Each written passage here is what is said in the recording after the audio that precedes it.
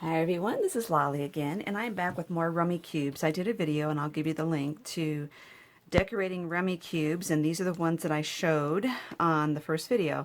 And what I was using was these ones, and they're the only ones I had ever seen in rummy cubes. They are completely rectangle here, nice, smooth, flat surface.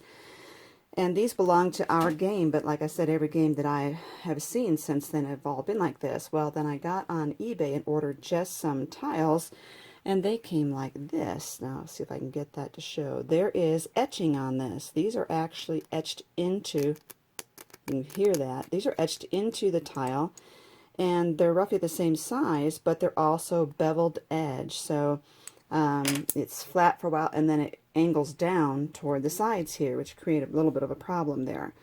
So let me put this back with my game so I don't lose it. So I was a little concerned as to what to do with this, because if you put a real lightweight paper on there, I was afraid that it would get holes in it over time. But I guess I shouldn't be too worried, because I think once you put the glaze on it, and I use diamond glaze, but I know that Amira uses Mod Podge Dimensional Magic, it puts a nice hard coat in there, so I doubt that it could just be destroyed based on this here. But one thing you can do, and I've done, is to use this modeling paste. And I've used a little bit of a putty knife. I've smushed it down in there and scraped off the extra and let that dry completely. Then I just feel around. If there's any bumps, I just scratch them off. And then you can use, your paper on there without worrying. So that's one thing you can do.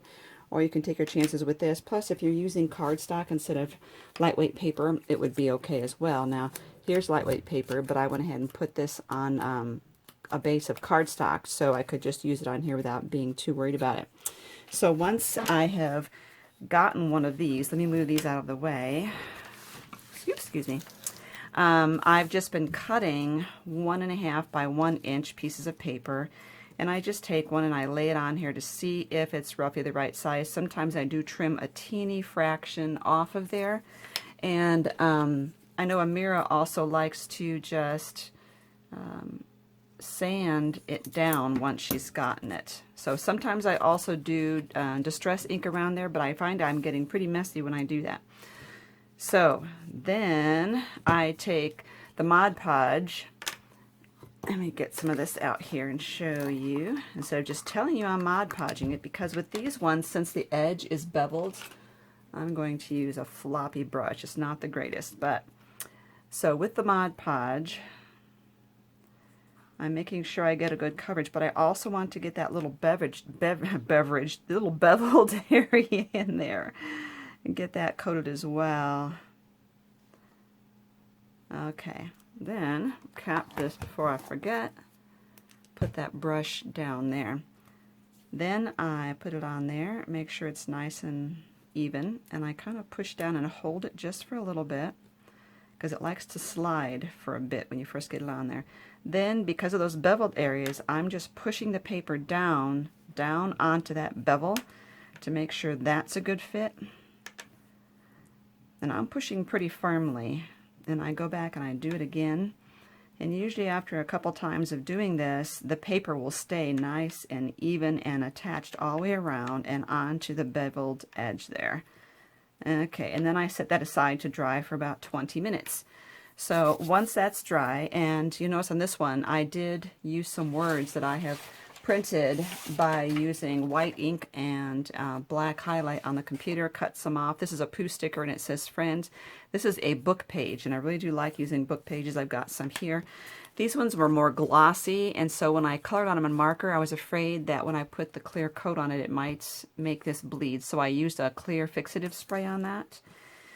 And these ones are watercolor. I stamped a coffee cup and used watercolor paint on that. Now where's my finished one? Oh, here it is. Here's a finished one there, and I wrote Cup of Joy on there. I think that's really cute. It's going to be one of my favorite ones, I think. And I have this other stamp that's a little snail, so I'm doing ones that say snail mail. My frustration with this one, it was my favorite. It's a yellow plaid. But I dropped it just like that. I just dropped it. I dropped it upside down into my black distress ink, and it got the paper kind of smudgy, but I just went with it. And I wasn't going to throw it away, and I just put this little bling across the bottom to cover up some of the smudgies. And this is some small decorative paper I had that had a bird cage in it. And I used a little wooden bird, you know, like these little pieces of wood that you get, wood veneer. It's a black bird, and I just painted it black. And then once it was this was dry, I glued the bird on there. When it was dry, I also put the diamond glaze on the bird as well. I really like how that one turned out a lot. And then this one, it's a Christmassy plaid paper, so I put an elf and a gingerbread man. They were shank buttons. I removed the shank. If you ever wonder how to remove shank, you get shank cutters or needle nose pliers with a cut on her. And then these ones are also a book page, and I stamped a flower in there, colored it in, and then when it was all dry from the diamond glaze, I glued a Swarovski crystal on that. Very cute, very cute.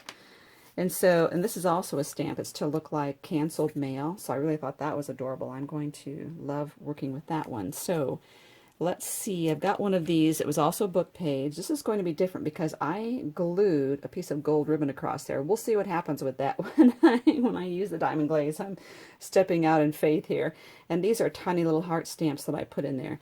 So all I do with my diamond glaze, let's see if it's, get this open, yes. There we go. It needs a little bit of help getting, there we go, getting the hole fresh. I get it down and try to get the bubble out of it. I outline my work with a nice bead of the diamond glaze here. This is Judykins diamond glaze. And then once I get that, I just go back and forth, squeezing gently, because you don't really need too much here. And I'm covering up that ribbon. We'll see what happens. Usually I would put the ribbon on the top after this is all dried. And to glue anything to the top after it's all dried, I like to use E6000 because it's such a permanent glue. But you can use the any other permanent glue. And you know what else would work would be glossy accents. There's an air bubble, so one thing I like to do is to try and pop those. There we go, that popped right away. And I see I'm missing a spot here. Oops, big air bubble. Look around for dimples in it. If there's a dimple in that clear coat, then that means that it's not all filled. Then I squeeze out air and let it suck in, and it helps it to clear the tip right there. Okay, this is going to be set aside to dry. I usually let those dry a couple hours, and many times I will just let it dry overnight because inevitably it will look dry. I will stick my finger in there and say, hey, is this dry? And of course it's not, and I will leave my thumbprint in there. So I just get so impatient that it's just best for me to put them aside and leave them for a good 12 hours, or overnight at least 8 hours. On these, you see that we drilled a hole in the top. If you do not have anything to drill a hole with, hold on. Okay, if you do not have anything to drill a hole with, you can use what's called a jewelry bail. It's got a flat surface and a loop on it. And then you turn it over on the back of your work, and you use E6000 and glue the flat part to there. So you could have one of these like this and glue this on here. So if you were going to use a jewelry bail, I would turn your tile around and make this so you have a nice flat surface to glue it to. I would not do the work with the number on the top because it's kind of indented. So do that and you would have a nice loop there. Isn't that handy? So that's another way that you can make these into charms and pendants without drilling holes. And there's a glass tile that I've done this on. It's all cracked right now. Speaking of cracking, we were wondering if the glaze would crack from drilling a hole in it, and I have found it hasn't, but maybe it's with different glazes it does, so it's up to you. You could drill the hole first, like on this one, then put the glaze on there, making sure you avoid the hole. So that's my new projects. I hope those help you and inspire you to get started on doing some of your own and what to do if you get tiles that look like this. Thank you so much for watching and subscribing.